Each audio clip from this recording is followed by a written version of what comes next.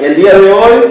Y bueno, para todos los que se han añadido en estos momentos, ya le dimos la bienvenida a Sael Vargas, que viene de la iglesia de Monterrey. Entonces ahora los dejo con él, que nos va a estar compartiendo la segunda sesión y también los siguientes días va a estar con nosotros. Así que los dejo con Asael. Bienvenido a El Salvador. Gracias.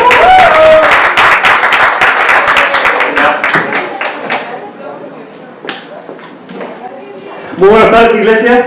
Buenas tardes. Estoy muy contento de poder estar aquí este día con ustedes. La verdad es de que me siento muy agradecido con Dios del recibimiento que me han dado. Ha sido muy cálido. De veras, no tengo palabras para expresar la alegría de poder compartir estas sesiones de la escuela bíblica aquí con ustedes. La verdad es que sí, ahora en la tarde que llegué al país, me di cuenta de que es realmente un país bellísimo. El Salvador es muy bonito. Yo espero que te sientas orgulloso de tu patria, porque la verdad es que tienes un lugar realmente maravilloso. Si un día visitas Monterrey, te vas a encontrar unas cuantas diferencias. O sea, no mucho. O sea, es puro desierto, vas a encontrar allá puros nopales y arena y tierra y salitre y todo lo que tú quieras. Pero no, la verdad es que tienes una tierra increíble, tienes una tierra maravillosa, y espero que eso te alegre, ¿no? Así es. Bien, ya Josué les platicó un poquito acerca de mí. Me gustaría poder platicar un poquito más, para que vean, para que no digan, bueno, ¿y dónde salió? ¿Quién lo trajo? ¿Quién lo patrocina? ¿No? Bueno, mi nombre es Asael Vargas Ballesteros. Yo soy ingeniero en sistemas de profesión. Estudié en la Universidad Autónoma de Nuevo León. De hecho, de eso trabajo ahorita. Soy desarrollador de software. Me gustan los sistemas, pero realmente mi pasión y lo que más me gusta es poder entrenarme en cuestiones de la Biblia.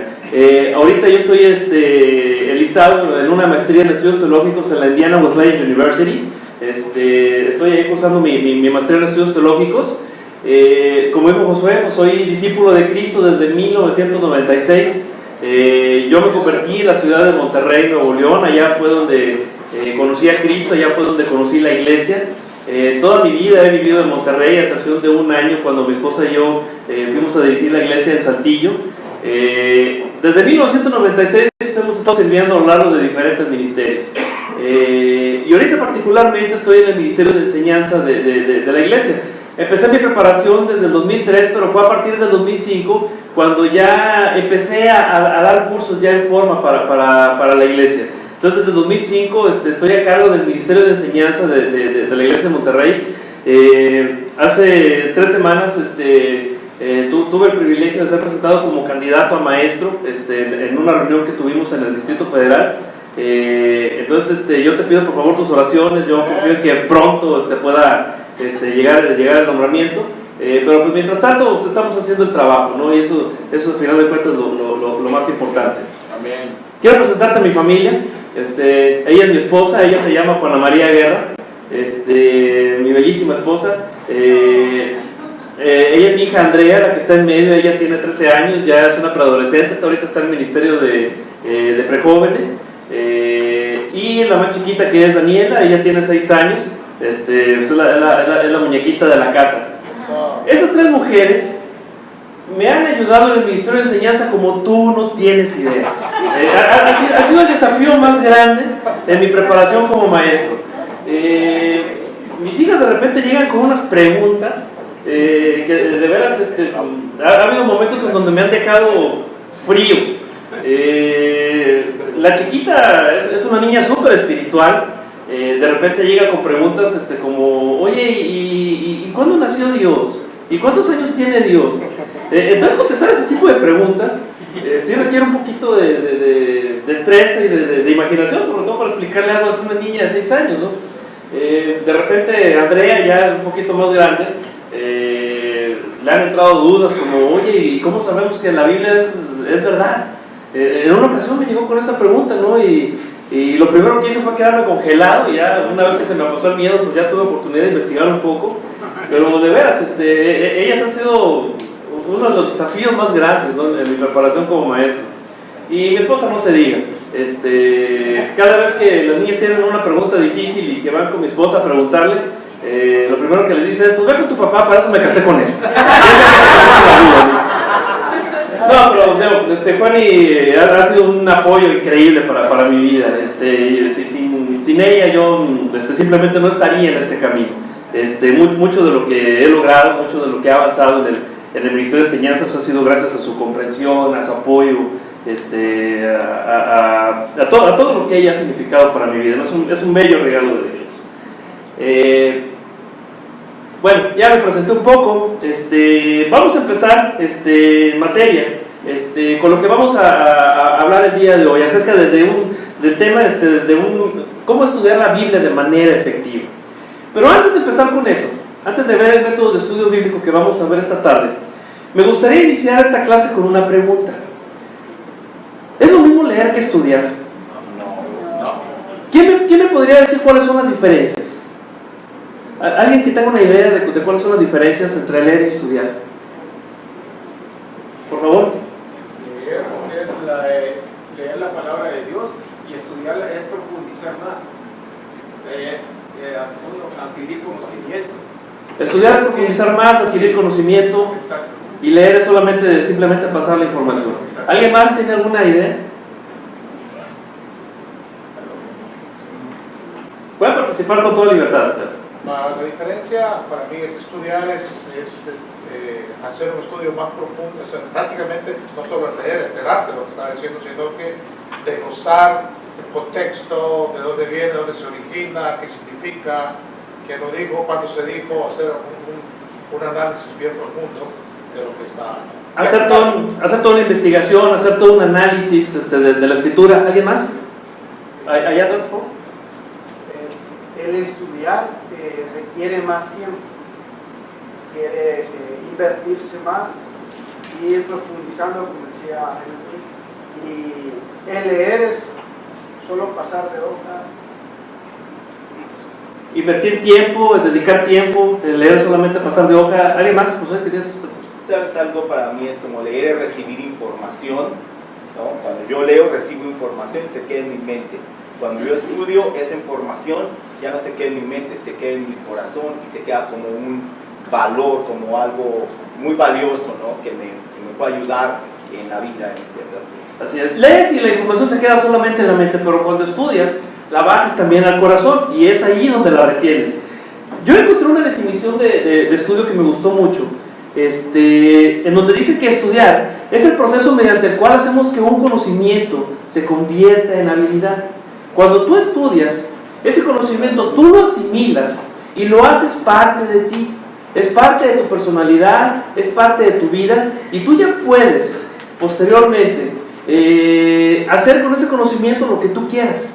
Ese conocimiento tú ya lo traduces en una habilidad para la cual tú ya estás capacitado porque ya tienes el conocimiento. Leer, en cambio, es simplemente pasar la vista por lo escrito para comprender el significado. Tú lees una frase, entiendes el significado, pero tal vez a lo mejor el día de mañana ya no te acuerdas qué fue lo que leíste. Hay una diferencia muy grande entre leer y estudiar. Estudiamos, adquirimos conocimiento, ese conocimiento nosotros lo convertimos en una habilidad, lo convertimos en algo que nosotros después podemos aplicar, y leer es simplemente recibir la información. Entonces aquí vemos una diferencia realmente grande. Ahora bien, si nos referimos al caso específico de la Biblia, ¿es un libro que debe ser leído o debe ser estudiado? Debe ser estudiado. Es un libro que se hizo para que nosotros lo estudiemos, para que nosotros profundicemos en él. Obviamente, cuando tú estudias la Biblia, tú estás tomando conocimientos de ella para después convertirlas en habilidades, para convertirlas después en un estilo de vida, en una manera de hacer las cosas, en una manera de reaccionar, en una manera de forjar carácter. Lo conviertes en algo práctico. Puesto que la Biblia es un libro práctico, es necesario estudiarla. No basta solamente con leerla. Tienes que estudiarla para que ese conocimiento se asimile dentro de ti y forme parte de tu naturaleza, que forme parte de tu vida. ¿Por qué es importante estudiar la Biblia? Ahorita Pablo nos decía cuáles son las razones para amar la Biblia. estoy muy agradecido con lo que él dijo, porque en realidad la Biblia tiene todas esas características. Te hace una persona nueva, te ilumina, hace muchas cosas en ti, te lleva a abandonar el pecado. La Biblia es sumamente importante, es importante amarla. Y a mí me gustaría agregar un poquito, un par de razones por las cuales es importante estudiar la Biblia. Segunda de Timoteo, en el capítulo 3, en el versículo 14, dice: tú sigue firme en todo aquello que aprendiste, de lo cual estás convencido. Ya sabes quiénes te lo enseñaron. Recuerda que desde niño conoces las Sagradas Escrituras, que pueden instruirte y llevarte a la salvación por medio de la fe en Cristo Jesús. Toda Escritura está inspirada por Dios y es útil para enseñar y reprender, para corregir y educar en una vida de rectitud, para que el hombre de Dios esté capacitado y completamente preparado para hacer toda clase de bien. Es una escritura que ya conocemos, ya la hemos visto muchas veces, la damos en los estudios de la Biblia, pero aquí esta escritura, si nosotros la leemos un poquito más detenidamente, nos da un par de razones por las cuales es muy importante estudiar la Biblia. La primera de ellas: es importante estudiar la Biblia para ser salvos. El versículo 15 dice que las Sagradas Escrituras te pueden instruir y llevarte a la salvación por medio de la fe en Cristo. Si no estudias la Biblia, no eres salvo. Punto. Yo creo que esa es razón más que suficiente para entender que es importante estudiar la Biblia. Porque a través de un estudio de la Biblia, nosotros nos damos cuenta de qué manera nosotros podemos llegar a alcanzar la salvación que a través de Jesucristo nosotros podemos tener. La segunda razón para estudiar la Biblia es que mediante ella estamos capacitados para cualquier cosa que Cristo nos pida. La Biblia nos enseña. Imagínate que el cristianismo es una carretera muy larga. En esa carretera te puede suceder un montón de cosas. Te puedes perder, te puedes salir del camino, te puedes desviar, puede pasarte mucho en ese viaje. La Biblia te ayuda a no perderte en ese camino. Imagínate que vas por la carretera en tu vida cristiana, vas caminando, y la Biblia te va diciendo cuál debe ser el camino que debes seguir. La Biblia nos enseña, nos muestra el camino. También nos reprende. Si de repente por alguna razón te sales del camino, la Biblia te va a decir: hey, ten cuidado, este no es el camino que debes seguir, te estás saliendo. La Biblia también nos corrige, nos dice cómo regresar al camino. Ya una vez que nos dimos cuenta que nos salimos del camino, necesitamos regresar. ¿Cómo regresamos? La misma Biblia te va a decir, te va a corregir y te va a decir cómo tú puedes regresar al camino. Y también te va a educar, te va a decir cómo le tienes que hacer para no volverte a salir del camino. Siguiendo esa analogía del camino, aquí vemos que la Biblia prácticamente nos enseña cómo debemos seguir por ese camino que nos lleva un día a la salvación. Y de esa manera nos capacita y de esa manera nos ayuda para nosotros estar listos para cualquier cosa que Cristo nos pida. Esas dos razones son más que suficientes para darnos cuenta de lo importante que es estudiar la Biblia. Casi al final de su ministerio, Jesús se topó con unos saduceos que le estuvieron ahí haciendo unas preguntas. Tú recordarás el encuentro de Jesús y los saduceos cuando le preguntaron acerca de una mujer que tuvo varios esposos que eran hermanos. A final de cuentas todos se murieron y bueno, y en el cielo ¿quién va a ser el esposo de la mujer? Y Jesús les dice: ustedes están equivocados porque no conocen el poder de Dios ni conocen las Escrituras. En esas palabras Jesús nos estaba mencionando cuál es el origen de todos los errores doctrinales que existen. La gente se aleja de la sana doctrina, una porque no conoce el poder de Dios, pero también porque no conoce las Escrituras, por falta de un estudio bíblico profundo. Todos los errores doctrinales tienen su origen en esas dos cosas. Cualquier error doctrinal que tú tomes y te pones a investigarlo, te vas a dar cuenta de que atrás hubo un desconocimiento de la Biblia o hubo un desconocimiento de lo que Dios puede hacer. Vamos a ver cuáles son los obstáculos para un buen estudio de la Biblia. A lo mejor tú piensas: bueno, ya me convenciste, es importante estudiar la Biblia. quiero empezar a estudiar la Biblia. Es importante que tengamos en cuenta que existen obstáculos. Si tú ya te decidiste estudiar la Biblia, tal cual debe ser, debes de estar al pendiente de esos obstáculos que te van a aparecer. Uno de ellos es de que nosotros puede ser que no sepamos cómo estudiar la Biblia, y ese es un obstáculo muy grande. Hace rato Pablo nos compartía el ejemplo de alguien que de repente se encuentra con una escritura que a lo mejor ya muchas veces la has visto, pero que de repente llega un momento de iluminación y nunca la habías visto de cierta manera y te da un conocimiento nuevo. Yo creo que a todos nos ha pasado de que hemos leído muchas veces una escritura, y sobre todo los que ya tenemos mucho tiempo de cristianos, de que has leído la escritura una y otra vez, y de repente alguien llega, da una prédica basada en esa escritura y te dice algo que tú nunca te habías dado cuenta, y de repente llega así como que la iluminación. Wow, o sea, nunca había visto esta escritura desde este punto de vista. Yo creo que a todos nos ha pasado, ¿no? O sea, a mí me sigue pasando hasta la fecha. Y ese sentimiento a veces nos puede hacer sentir frustrados. Bueno, ¿por qué si ya lo he leído tanto? ¿Por qué si ya lo he estudiado tanto? Nunca lo había visto o nunca había aprendido esto.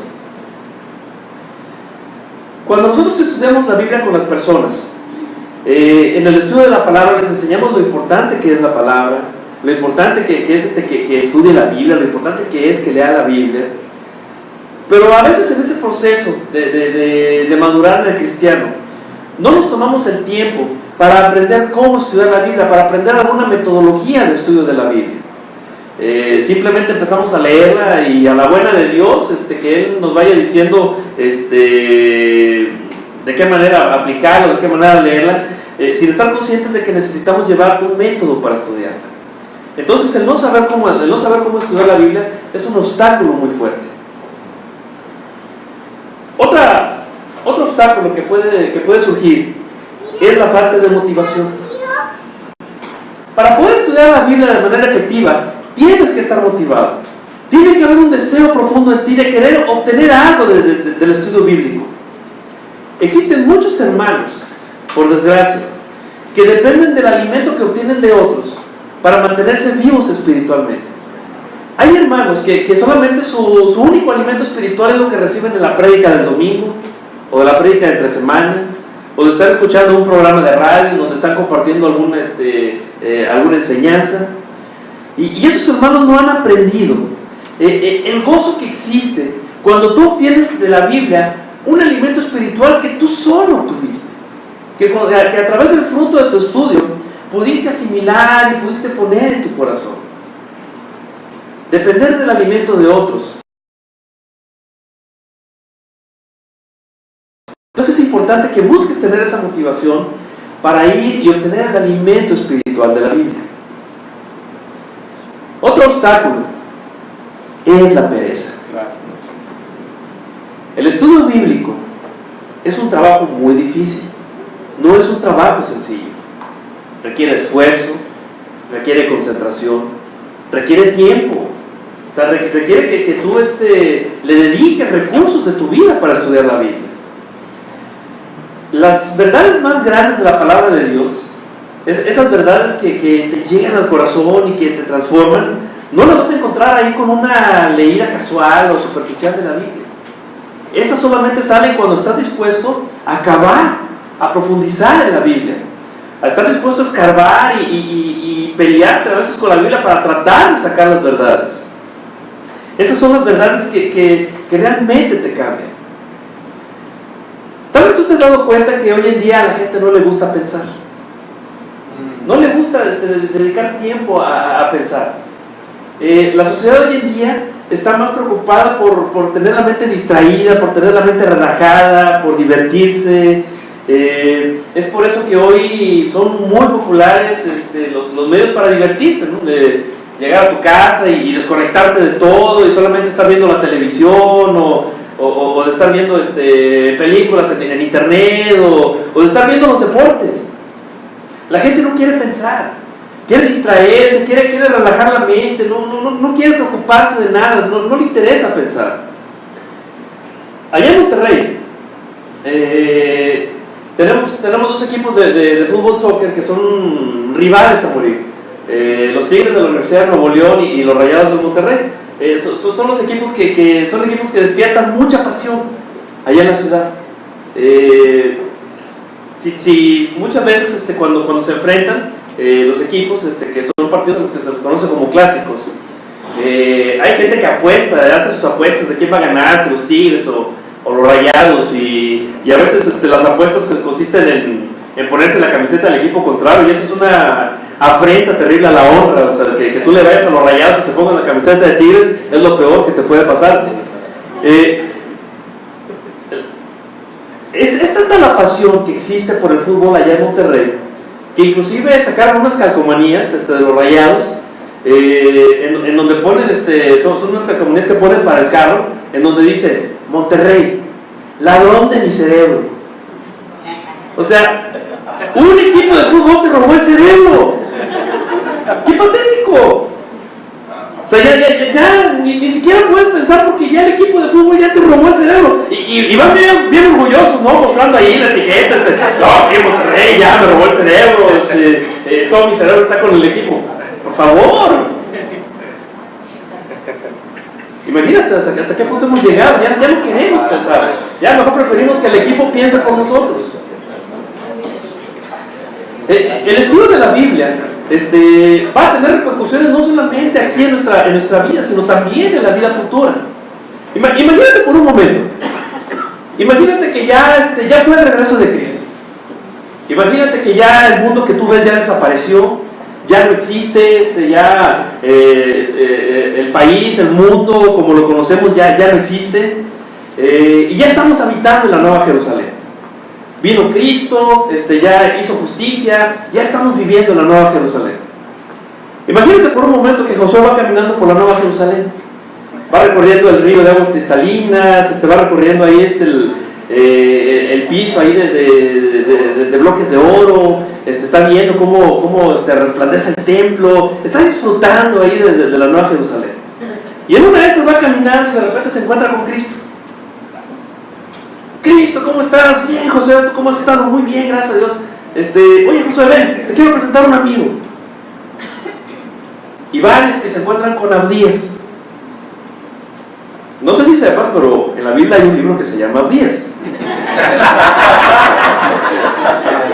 Y se llama Abdías porque lo escribió un profeta que se llamaba Abdías. Mira, te quiero presentar a Abdías. Ay, Abdías, mucho gusto, ¿cómo estás? No, hombre, muy bien, gracias a Dios. Oye, Josué, te quiero hacer una pregunta. ¿Te gustó mi libro? Y Josué nomás pone unos ojos así. ¿Qué le digo? ¿Sabías? ¿Sabías?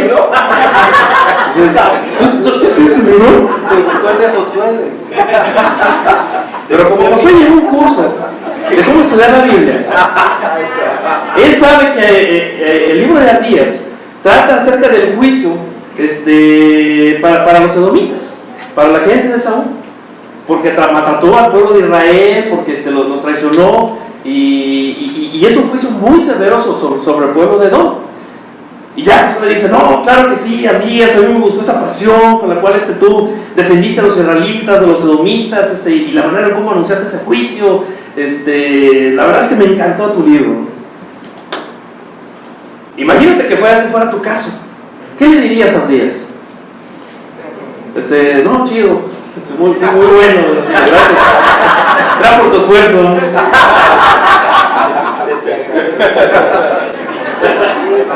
Oye, no, eso está padrísimo, ¿no? Sobre todo lo que viene en el capítulo 5 de Abdías, a mí me fascinó. Abdías tiene un capítulo. ¿Cuál capítulo 5? ¿De qué hablas? Segunda de Abdías, ¿no? Dicen. No, un día nos vamos a topar con los escritores de allá de la Biblia, ¿no? Entonces, yo creo que va a ser maravilloso cuando un día podamos sentarnos con Abdías, cuando un día podamos sentarnos con Job, cuando podamos sentarnos con Lucas y que podamos platicar acerca del proceso, de cómo se escribieron las escrituras, ¿Y a poco no te gustaría llegar en ese día con un conocimiento profundo de los libros de la Biblia, con un conocimiento con el cual tú puedas sentarte, a lo mejor con Mateo, puedas sentarte con Pablo, puedas sentarte con la persona que escribió el libro de Ruth, que muy probablemente fue una mujer la que escribió el libro de Ruth, sentarte con ella y platicar acerca de los detalles del libro. Yo creo que sería maravilloso. Pero obviamente para eso, pues sí tienes que tener un conocimiento profundo de las Escrituras. El día de hoy, yo les voy a enseñar un método para estudiar la Biblia. Es un método muy sencillo, pero es un método sumamente práctico, porque de ahí tú puedes sacar muchísimas enseñanzas y muchas aplicaciones para tu vida de escrituras que tú ya has visto a lo mejor durante muchísimo tiempo. Hay muchas maneras de estudiar la Biblia. Existen muchos métodos, existen muchas maneras a las cuales tú te aproximas a la Biblia para sacar de ahí conocimiento. Muchos de esos métodos se auxilian de herramientas como diccionarios bíblicos, como comentarios, como concordancias. La ventaja de este método que vamos a ver esta noche es de que no ocupas ninguna de esas herramientas. Es un método que tú puedes utilizar en tu tiempo con Dios, en tus tiempos devocionales con Dios, y poder obtener de ahí mucha enseñanza práctica. Pero antes de ver los pasos para este método, quiero que hablemos acerca de un ingrediente fundamental, un ingrediente muy importante que debes de tener en tus tiempos con Dios en la mañana, y ese ingrediente es tener un propósito. Amén.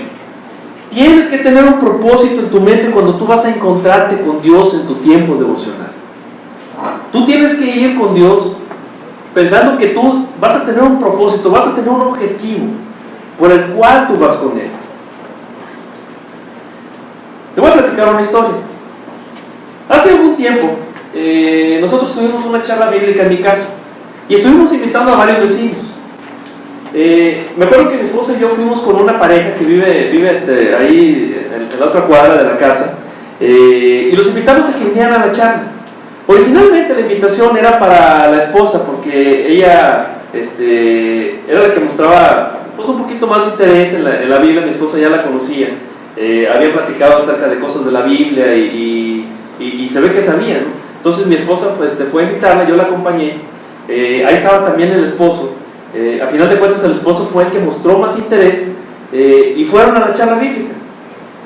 Tuvimos la charla, empezamos a estudiar la Biblia con el esposo. La esposa no mostraba mucho interés, pero el esposo sí estaba muy interesado. Alcanzamos a ver varios estudios, pero durante todo ese proceso, durante todo ese tiempo con el cual estuvimos estudiando la Biblia con él, la esposa estaba indiferente, no quería saber nada de estudiar la Biblia. Ya después supimos la razón. Ellos se congregaron durante mucho tiempo en una iglesia evangélica a la que ella pertenecía desde que era muy chica. Desde niña ella iba a esa iglesia evangélica. El cristianismo que le enseñaron a ella era un cristianismo basado en reglas. Si tú quieres ser cristiano, tú tienes que vestirte de esta manera, está prohibido que escuches este tipo de música, está prohibido que asistas a este tipo de eventos, puedes hacer esto, puedes no hacer esto, está prohibido esto, está permitido aquello. Era un cristianismo de estar palomeando reglas, de estar siguiendo ciertas reglas para poder ser cristiano. Ella nunca cuestionó, nunca buscó el porqué de esas reglas, sino que simplemente las obedeció. Y así vivió muchísimos años, hasta que un día se fastidió. Hubo unos problemas en su iglesia, se dio cuenta de mucha hipocresía que había en ese lugar. Por desgracia, cuando tú vives un cristianismo basado en reglas, terminas siendo un cristiano hipócrita, porque no estás haciendo las cosas de corazón, sino simplemente buscas construir una fachada. Ella dejó de congregarse, pero lo peor de todo es de que ella quedó muy decepcionada del cristianismo, tan decepcionada que simplemente ya no quiso saber nada de eso. Años y años de estar siguiendo un cristianismo basado en reglas, le dejaron un sabor de, pues esto no tiene sentido, es un cristianismo sin propósito, no vale la pena estar viviendo ese tipo de cristianismo. La dejaron con el corazón muy endurecido y no quiso saber nada de Dios. ¿Por qué te platico esta historia? Porque eso es lo que sucede cuando tú haces las cosas sin un propósito, cuando las haces por costumbre o las haces por obligación. Si tú te levantas cada mañana a orar y a leer, porque sabes que tienes que hacerlo, porque a lo mejor tienes miedo de que te pregunten cómo te fue y no quieres contestar que te fue mal, o lo haces ya por costumbre porque ya tienes muchos años haciéndolo, eso es lo peor que le puede pasar a tu relación con Dios. Es lo peor. Rápidamente se va a deteriorar y se va a dañar bastante. No puedes llegar a tu tiempo con Dios sin un propósito. No puedes llegar a tener un devocional con Dios simplemente por costumbre. Porque va a llegar un momento en donde tú vas a sentir que ese tiempo tú lo podrías mejor aprovechar en otra cosa. Y es verdad. Por eso, algo en lo que yo hago mucho énfasis siempre a los hermanos cuando vemos este método de estudio, es de que tengan un propósito en mente cuando vayan a buscar a Dios. No leas por leer, no ores por orar, siempre hazlo con un propósito en mente. En este caso, que tu propósito sea: Dios, ¿qué me quieres enseñar el día de hoy? ¿Qué quieres que yo aprenda? ¿Qué quieres que yo aplique de tu palabra el día de hoy? El método de estudio que les voy a enseñar se llama método devocional. Quisiera pedir si alguien me puede ayudar a repartir unas hojas que tengo aquí. Vamos a hacer una dinámica, una por mesa, por favor, y los que no están en mesa, a lo mejor pueden hacer pequeños equipos de 4 personas, y que tengan cada quien una hoja.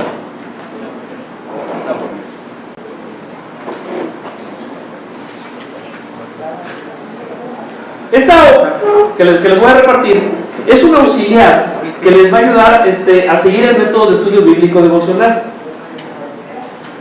Básicamente tiene los pasos que vamos a seguir, a través de los cuales nosotros vamos a poder sacar una aplicación de una escritura. Si hace falta, puedes sacar unas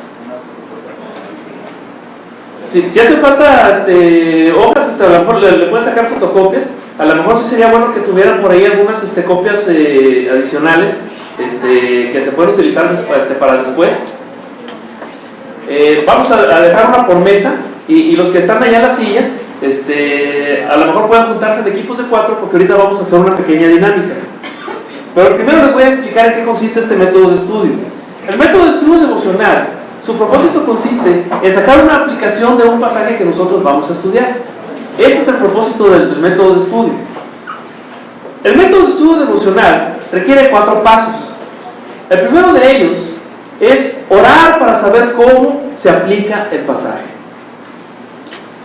Pídele a Dios que te ayude a aplicar el pasaje que estás estudiando, que te muestre de manera muy precisa qué es lo que tú quieres que hagas a través de ese estudio.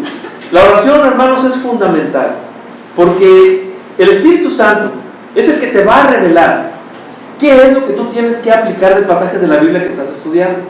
Y la manera en la cual tú te conectes con Dios para que estés lleno del Espíritu Santo siempre debe ser la oración. Entonces, a la hora de estudiar la Biblia es muy importante ser dependientes de la oración. El paso número 2 es meditar en los versículos que tú escogiste para estudiar.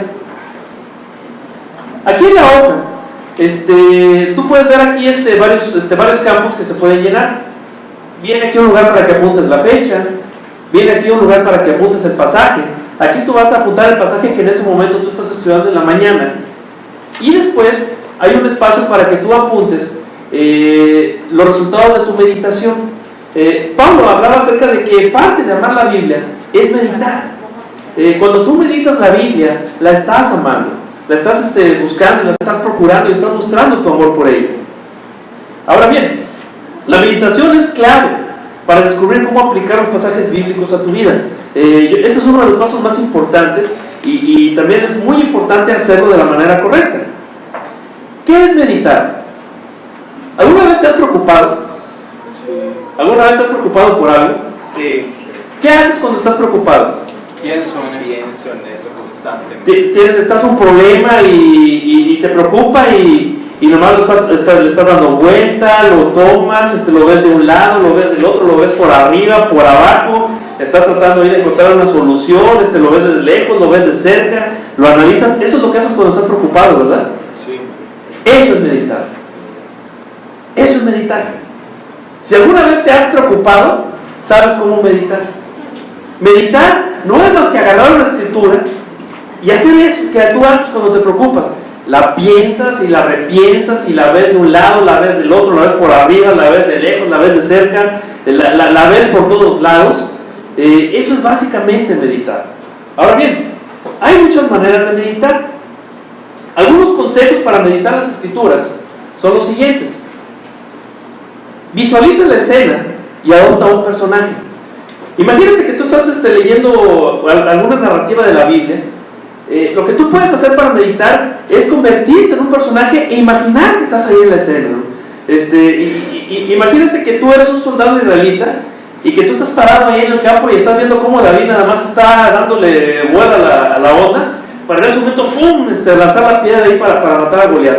O sea, imagínate estar en la escena, imagínate lo que sentiría un soldado cuando ve a Goliat caer. Imagínate lo que tú sentirías cuando tomas la espada y empiezas a perseguir a los filisteos. O sea, adéntrate en la escena. Adéntrate en la escena y vas a ver que la escritura va a tomar una visión que nunca a lo mejor habías podido ver desde antes. Otra manera de meditar es enfatizar las palabras del pasaje. Lee varias veces en voz alta el pasaje, haciendo hincapié en las diferentes palabras cada vez que lo leas. O también puedes decir el pasaje con tus propias palabras.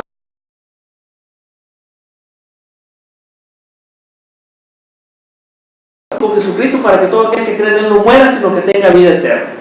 Es un pasaje que es el más conocido del mundo evangélico. Pero si tú repites el pasaje y haces énfasis en ciertas palabras, puede tomar un significado diferente, puede tomar un sentido diferente, ¿no? Imagínate que estás leyendo, bueno, pues Dios amó tanto al mundo. No hay mayor amor que el hecho de que Jesucristo haya venido aquí a la tierra. No hay mayor muestra de amor que jamás vas a recibir. El amor no se muestra en bendición, no se muestra en cuánto dinero ganas, en si se cumplieron tus sueños. Amó Dios tanto al mundo en la venida de Jesucristo, que dio su vida, y te pones a reflexionar en todo lo que Jesucristo vivió, para que todo aquel que cree no muera. Si yo no creo, estoy muerto espiritualmente. Para que todo aquel que cree, vamos, ahí la creencia es, el creer es fundamental. Bueno, ¿cómo creo? ¿Cuál es la manera de creer? El pasaje va cobrando ciertos énfasis cuando tú resaltas algunas palabras. Entonces, esa es otra manera también de meditar en el pasaje. Otra manera de meditar en el pasaje es personalizarlo, hacerlo tuyo. Por ejemplo, regresando al ejemplo que veíamos de Juan 3:16, pues Dios amó tanto al mundo que dio a su Hijo único, Jesucristo. Imagínate que sustituyes el mundo por tu nombre. Pues Dios amó tanto a Juan, pues Dios amó tanto a Esther, pues Dios amó tanto a Pedro, pues Dios amó tanto a fulanito. Pon ahí tu nombre y vas a ver que el pasaje lo ves de manera diferente. No lo vas a ver igual cuando tú lo personalices. ¿De qué otra manera medito? Hazle preguntas al pasaje. Hay una serie de preguntas que te pueden ayudar a meditar el pasaje. En la hoja que les di, hay una lista de preguntas que tú le puedes hacer al pasaje, y haciéndole esas preguntas tú puedes obtener de ahí muchísima información. Muchas veces el estudio de la Biblia es un trabajo detectivesco, porque tienes que hacer las preguntas correctas, tienes que saber qué preguntas hacerle para obtener la información que tú necesitas. Ahí vienen varios ejemplos de preguntas. Por ejemplo, ¿hay alguna promesa de la que me pueda apropiar? ¿Hay aquí algún mandamiento que pueda obedecer? ¿Hay algún error que tenga que evitar? Si tú le haces preguntas al pasaje, el pasaje te las va a contestar, y eso te va a ayudar también a meditar en la escritura. Otra manera de meditar en el pasaje es repitiéndolo como si fuera una oración. Pon el pasaje en primera persona, conviértelo en una oración y elévasela a Dios. Ora lo que estés leyendo.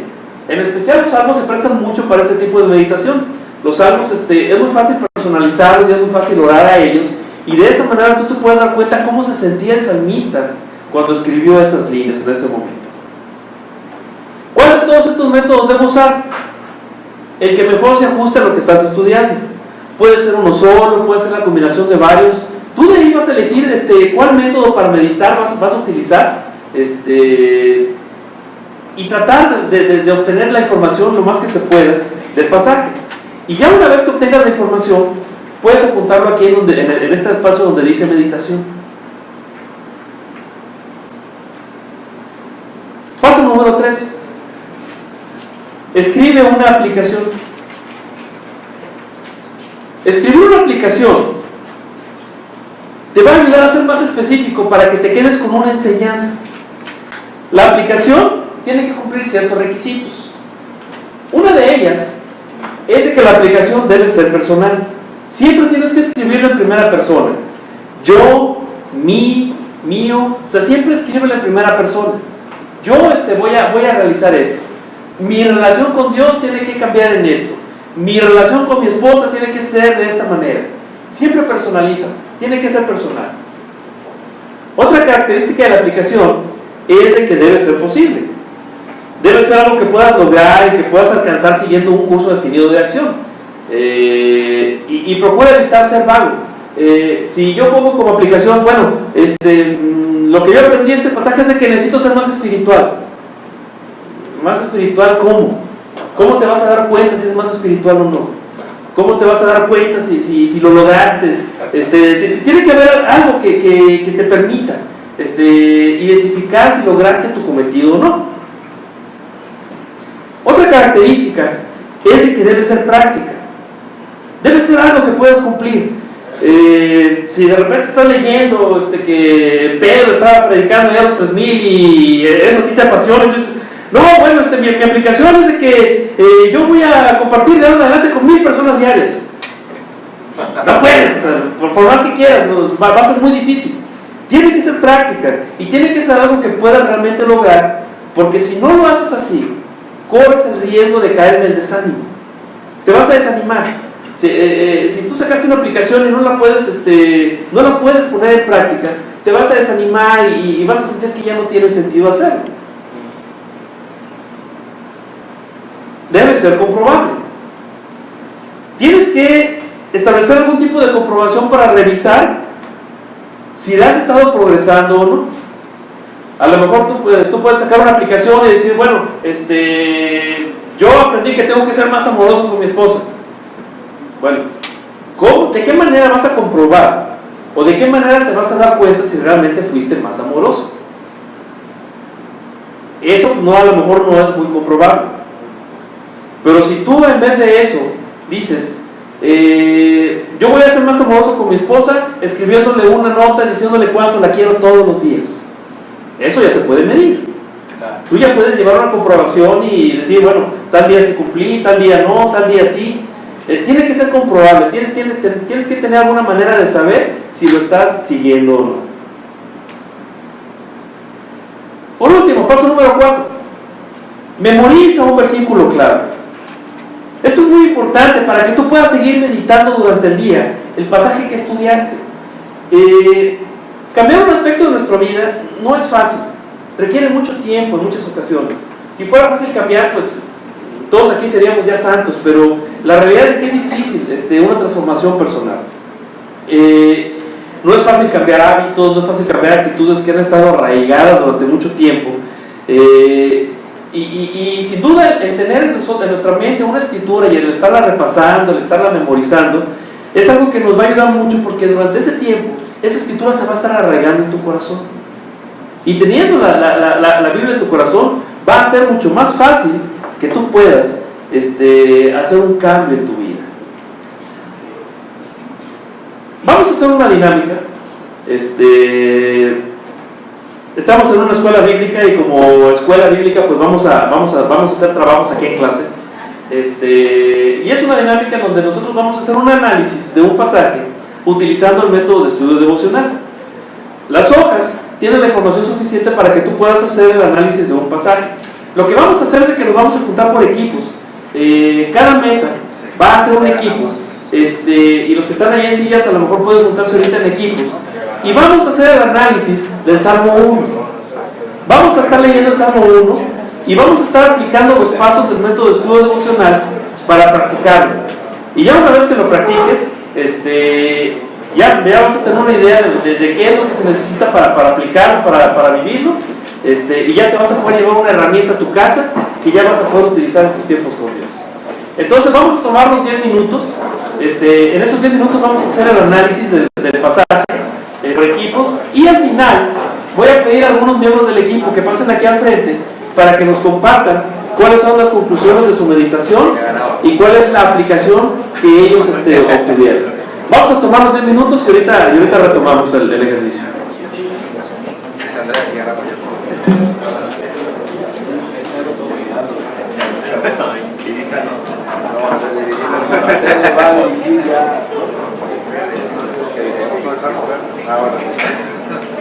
Pedro está en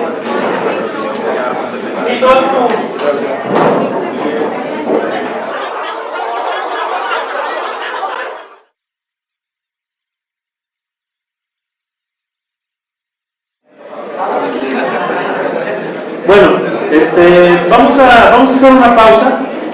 Ya tenemos un par de equipos que ya terminaron el análisis, ya tienen su aplicación.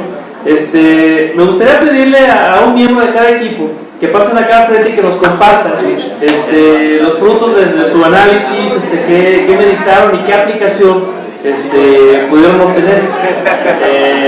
¿Alguien que quiera? A ver, por favor.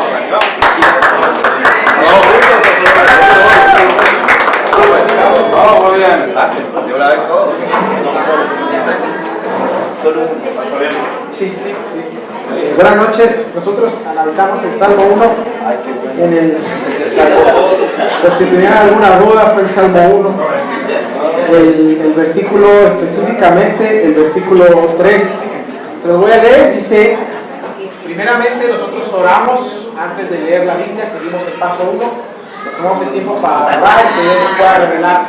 ¿Okay? Gracias, Josué. Dice el Salmo 1, versículo 3: es como el árbol plantado a la orilla de un río, que cuando llega su tiempo da fruto y sus hojas jamás se marchitan, todo cuanto hace prospera. Y sacamos algunas preguntas en la parte de meditación. El árbol soy yo. ¿Dónde quiero ser sembrado? ¿A la par de un río, que es la palabra de Dios, o un lugar que aparente ser bueno? Ahí sacamos algunas preguntas que nos hicimos.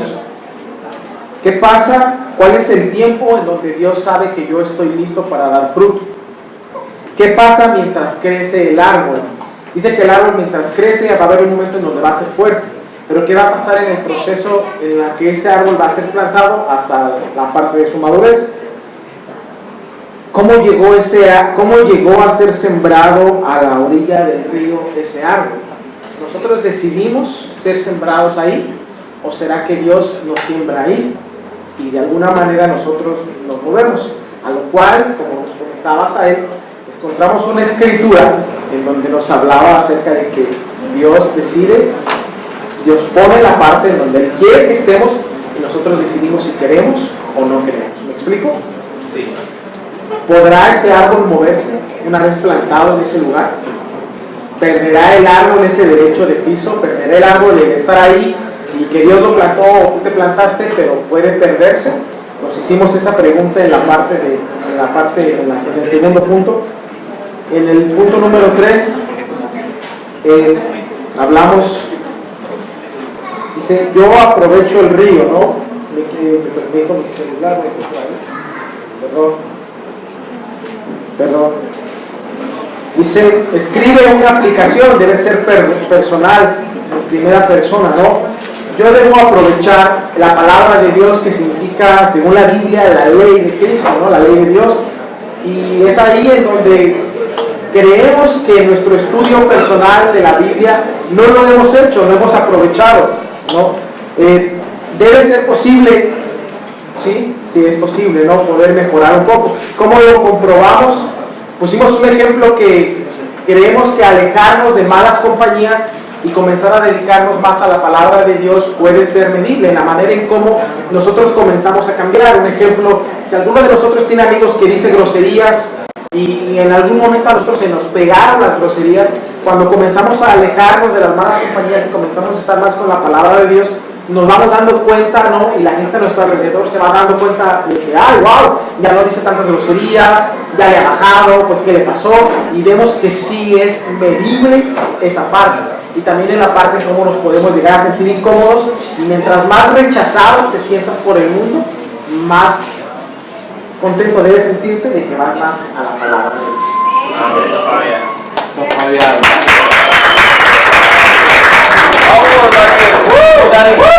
El equipo ganador, aquí está. Nosotros lo que hicimos fue, se nos olvidó el paso 1, ¿verdad? Porque ya nos olvidó, pero lo que hicimos fue la meditación y empezamos versículo por versículo a desglosar las palabras clave y encontramos dichoso de la ley del Señor, se deleita, es como el árbol, todo cuanto hace prospera. También tenemos, esa es la parte de la persona buena que hace lo correcto. También tenemos uno del malvado, que es como la paja arrastrada por el viento. Y también tenemos una respuesta de Dios, y es que Él cuida el camino. Después lo que hicimos fue personalizarlo nosotros, y ya no es solo leer como el dichoso el hombre, sino es yo soy dichoso cuando obedezco también. También hicimos la parte de aplicación, y es también algo personal. Y una aportación que hacían era, en el versículo 1 dice, no sigue el consejo de los malvados, ni se detiene en la senda de los pecadores. Y una gran conclusión es tener buenos consejeros, y son cosas que podemos aplicar a nuestra vida, y también algo posible.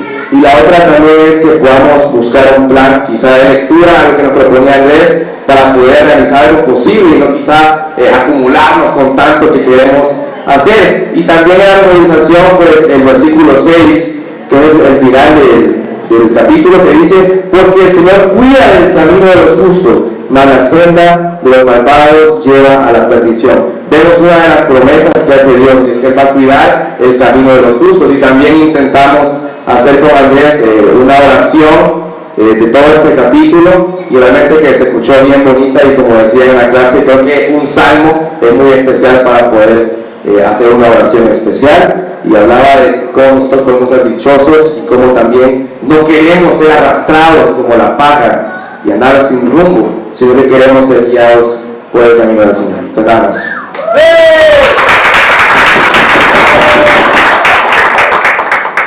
Bueno, muchas gracias a todos por compartirnos ahí los frutos de su análisis. Miren, un ejemplo, algo por ejemplo que yo haría con este ejercicio es leer el Salmo y meditar en él haciéndome las siguientes preguntas. Por ejemplo, en la lista de preguntas que vienen ahí en la hoja, la segunda dice, ¿puedo apropiarme de alguna promesa? ¿Es una promesa universal? ¿Tengo que reunir ciertas condiciones? Si ustedes se fijan, en el versículo 1 del Salmo dice, feliz el hombre que no sigue el consejo de los malvados. Dios me promete que si yo no sigo el camino de los pecadores, que si yo no hago lo que hacen los pecadores, voy a ser feliz. Esa es una promesa. Y es una promesa que está dirigida para cualquiera que desee ser feliz. Ahora bien, ¿tengo que reunir ciertas condiciones? Sí. O sea, tengo que abandonar el pecado. Tengo que dejar de pecar si yo quiero ser feliz. Y no solamente eso, sino poner mi amor en la ley del Señor y meditar en ella noche y día.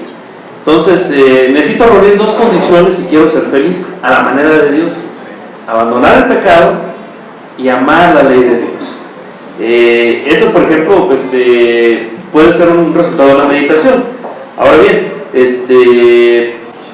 hay otras preguntas que le podemos hacer, como por ejemplo, ¿debo cambiar actitud en algo? A veces puede suceder Imagínate que tú eres una persona que batalla mucho con el materialismo.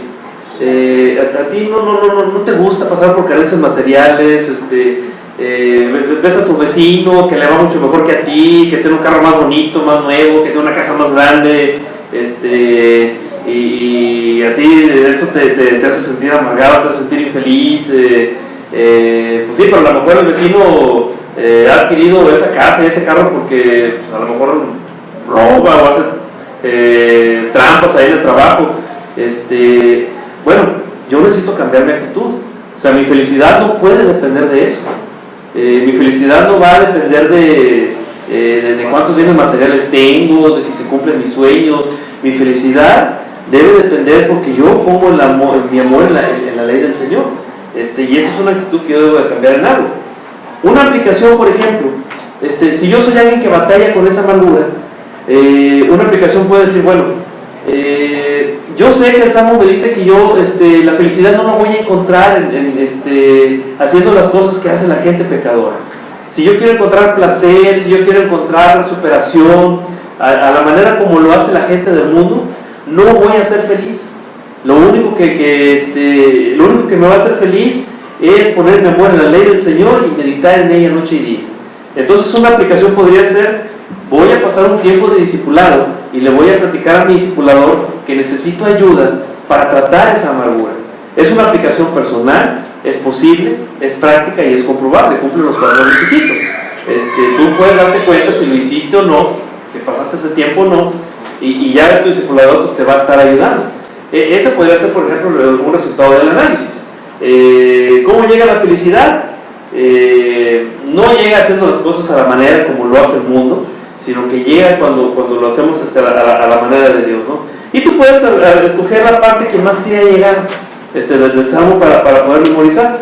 Puedes memorizarte la primera parte, ¿no? Feliz el hombre que no sigue el consejo de los malvados, ni sigue el camino de los pecadores, ni hace causa común con los que se burlan de Dios, sino que pone su amor en la ley y ella medita noche y día. Ese hombre es como un árbol plantado a la orilla de un río. Esa fue la parte que más me llegó y esa es la que voy a meditar. Si tú sigues eso en tu tiempo con Dios, ya sales de ahí con una aplicación, ya sales de ahí con una enseñanza, ya aprendiste que la felicidad no va a llegar haciendo las cosas como las hace el mundo. Aprendiste que la felicidad va a llegar cuando tú ames la palabra de Dios. Amén. Y a lo mejor en ese momento tú estás diciendo: es que ahorita yo no me siento feliz. Bueno, yo voy a buscar ayuda, voy a pedir ayuda a mi discipulador, voy a pedir ayuda a un hermano al que, con el que yo le tengo confianza, y le voy a pedir ayuda para que me diga de qué manera yo puedo ser feliz.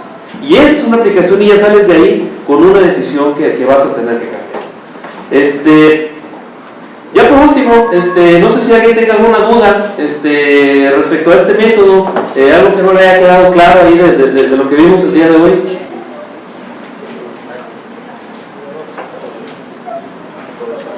Bueno, pues si no hay dudas, te pido por favor que me acompañes a terminar con una oración. Padre, quiero agradecerte mucho este día, Dios. Tú sabes, Padre, que no tengo palabras para expresar el gozo de poder compartir este tiempo con mis hermanos de aquí de San Salvador. Estoy muy feliz de poder estar aquí con ellos, de que tú me hayas dado esta oportunidad para poder venir a estudiar tu palabra, Señor, y poder tratar de sacar lo máximo de ella. Yo te pido, Señor, que lo que aprendimos esta tarde, que sea una herramienta que nos permita ser más devotos para ti, ser mejores discípulos, amar más la Biblia como veíamos hace rato, como Pablo nos compartía, porque es la única manera en la cual realmente vamos a ser felices. Te oro, Señor, para que mis hermanos aquí salgan con esa enseñanza y salgan con ese deseo de amar más tu palabra, de aplicarla, de entender que no es un libro para leerse, sino que es un libro para practicarse, para llevarse en el corazón. Gracias por cada uno de ellos, Padre, bendíceles, acompáñenles en su camino, Dios, conociéndote más a través de la Biblia. Y es en el nombre de Jesús que te oro todo esto. Amén. Amén. Muchas gracias a Sael, grandes enseñanzas para esta noche, muy prácticas, ¿verdad? Y luego vamos a seguir haciendo los ejercicios. Bueno, hermanos.